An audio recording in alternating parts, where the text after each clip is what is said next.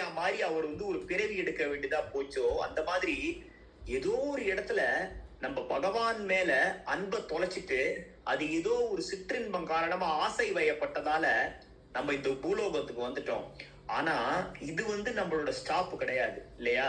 ட்ரெயின்ல ஏறுறோம், நம்ம சென்னையில ஏறுறோம், நம்ம வந்து திருச்சி வரைக்கும் போனோம். திருச்சி ஜங்ஷன் ஸ்டேஷன்ல போய் இறங்கணும்னா, ஜங்ஷன் ஸ்டேஷன் தான் நம்மளோட நம்மளோட இலக்கு இல்லையா? அதுக்கு முன்னாடி வர ஸ்டேஷன்லாம் வந்து சும்மா நம்ம அங்க ட்ரெயின் இருந்தா ஸ்நாக்ஸ் வாங்கி சாப்பிட்டுக்கலாம், இல்லைன்னா தண்ணி பாட்டில் வாங்கலாம், ஏதோ பண்ணலாம்.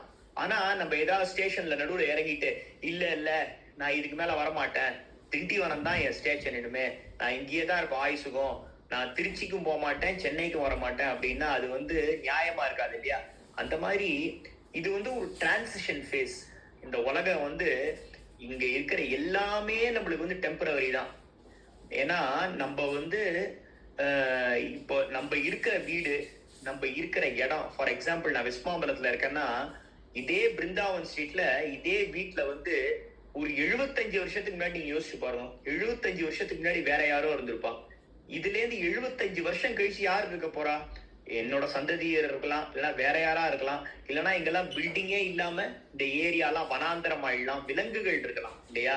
சோ இந்த இது எல்லாமே நம்மளுக்கு வந்து டிரான்சிஷன், ஒரு ஒரு என்ன சொல்றது, ஒரு நிரந்தரமான விஷயம் கிடையாது. ஆனா ஒரே ஒரு விஷயம்தான் வந்து நிரந்தரமான விஷயம், என்னன்னா அந்த பகவான் தான். அதனால நம்ம எப்படி வந்து நம்ம பக்தி பண்றோமோ, எப்படி பகவானை நினைச்சுட்டே இருக்கோமோ, எப்படி பகவானை நினைச்சுட்டே இருக்கிறவாளுக்கு சேவை பண்றோமோ, சர்வீஸ் பண்றோமோ, அதுக்கு ஏத்த மாதிரி பகவான் ஒரு கிளாஸ்ல இருந்து ஒரு கிளாஸ் வந்து அப்கிரேட் பண்ணிட்டே போய் அடுத்தடுத்த இதுக்கு அடுத்து வந்து எந்த லோகத்துல போட போறான்னு தெரியாது இல்லையா? அதாவது நம்மளோட கற்பனை சக்தி தான், நம்மளுக்கு என்ன கற்பனை இருக்கோ அந்த அளவுக்கு தான் இந்த உலகம் இருக்குன்னு நம்ம நினைச்சுட்டு இருக்கோம். நம்மளுக்கு கற்பனைகள்ல, நம்ம கற்பனையில இருக்கிறது, நம்ம எண்ணங்கள்ல இருக்கிறது, நம்ம படிச்சது, நம்மளால எவ்வளவு தூரம் திங்க் பண்ண முடியுமோ அதுதான் உலகம். இப்ப நான் என் வீட்டுல உட்கார்ந்துட்டு இருக்கேன், என் வீட்டு பக்கத்துல ஒரு பெரிய பில்டிங் இருக்கு, டாய்ஷ் டெலிகாம்னு ஒரு பெரிய பில்டிங் இருக்கு. அந்த பில்டிங்ல 29 மாடி இருக்கு.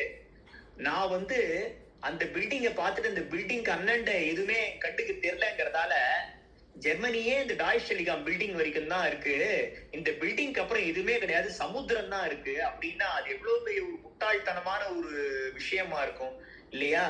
அது என்னோட ஒரு லிமிட்டேஷன், என்னோட கண்ணோட ஒரு லிமிட்டேஷன். என்னால அவ்வளவு தூரம் தான், என் திருஷ்டிக்கு வந்து அவ்வளவு தூரம் தான் புலப்படுறதுங்கிறதால அவ்வளவுதான் வந்து பண்ண முடியும், அவ்வளவுதான் லிமிட்டேஷன் இருக்கு போல இருக்குன்னு நினைச்சு கூடாது இல்லையா? அந்த மாதிரி நம்மளோட மைண்ட் லிமிட்டேஷன் வந்து பகவான் கிடையாது. பகவானால என்ன வேணா பண்ண முடியும், பகவான் என்னென்னலாம் பண்ண முடியுங்கிறத நம்மளால கற்பனை பண்ணி பார்க்க முடியாது. இந்த 2 ஸ்டேட்மெண்ட்டை நம்ம எடுத்துட்டோம்னா ஒரே ஒரு விஷயம் வந்து நம்மளுக்கு கிளியரா புரியும். அண்ணா சொன்ன மாதிரி அந்த பூனை வந்து வாயில கவின் போறது குட்டியே, அப்புறம் குரங்கு எடுத்துன்னு போறதுன்ற மாதிரி அதே நீதி தான்.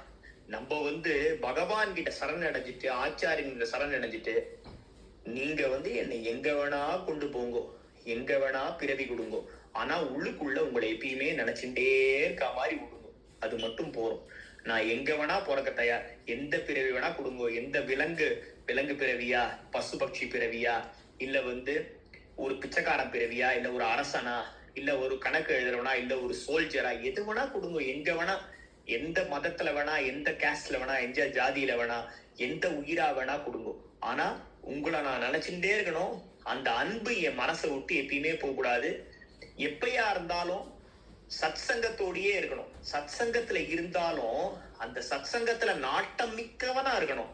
குடும்பத்துல எல்லாருமே பக்தி பண்ணி நம்ம வந்து நல்லா இந்த ஜென்மத்துல வந்து வேண்டிட்டு இருப்போம், பகவானே நான் வந்து நல்ல ஒரு சத் குடும்பத்துல பிறக்கணும்னு பகவான் கொடுப்பார். ஆனா சத் குடும்பத்துல நம்ம பிறப்போம், நம்மளுக்கு அந்த சத்புத்தி வரணும்னு அவசியம் கிடையாது.